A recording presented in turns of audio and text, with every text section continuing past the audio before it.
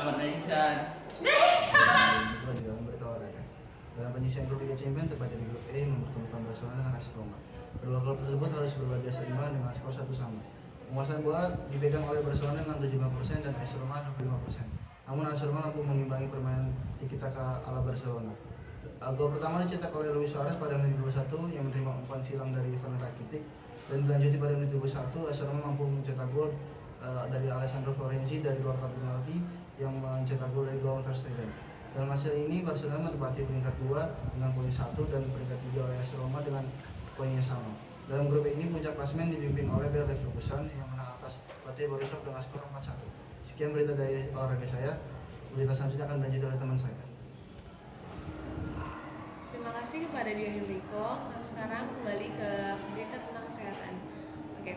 Menurut Presidium Forum Alumni Aktivis Pers Mahasiswa Carly Muin mengatakan bahwa penggunaan kartu BPJS masih sangat menyulitkan warga dikarenakan masih banyak persoalan-persoalan yang merumitkan warga untuk menggunakan BPJS. Salah satunya adalah rumitnya alur penggunaan BPJS. Warga diharuskan meminta rujukan pada klinik atau ke puskesmas terdekat untuk pergi ke rumah sakit.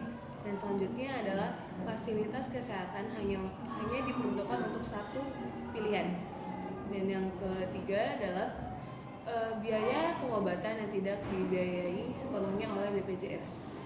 Dikarenakan itu, menurut Carly Muin, masih banyak sekali persoalan-persoalan yang harusnya pemerintah dapat menanggulangi atau menghilangkan persoalan tersebut. Sekian berita dari saya. Selamat siang dan akan dilanjutkan oleh Sultan Adrian.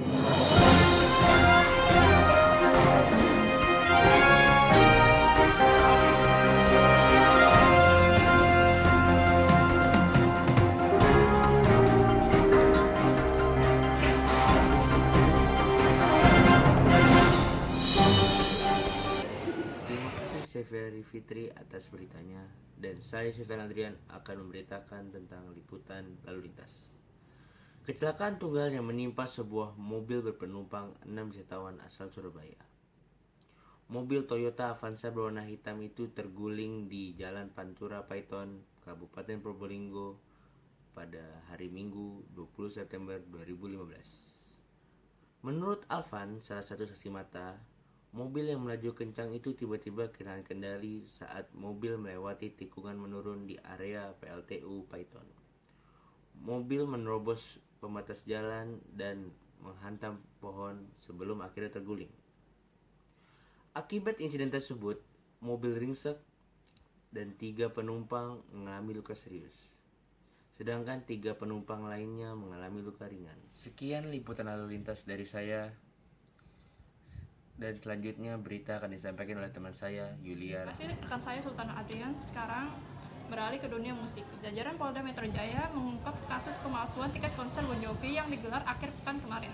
Polisi menangkap seorang tersangka berinisial FG.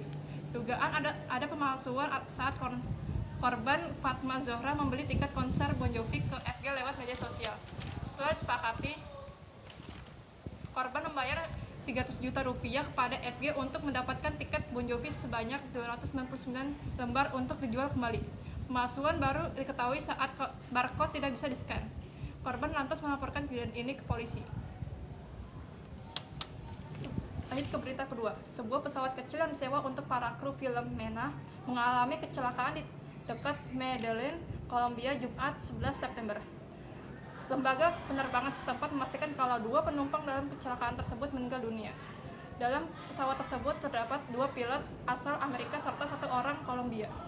2 orang yang meninggal adalah Alan Purwin dari Amerika Serikat serta Carlos Bell yang merupakan warga Kolombia. 1 pilot lainnya, Jimmy Lee Garland, segera dilarikan ke rumah sakit di Medellin.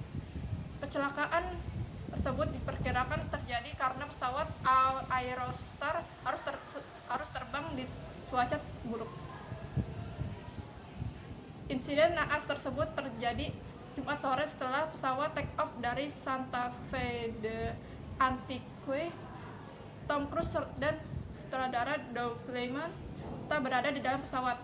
Sang aktor dilaporkan baru saja selesai syuting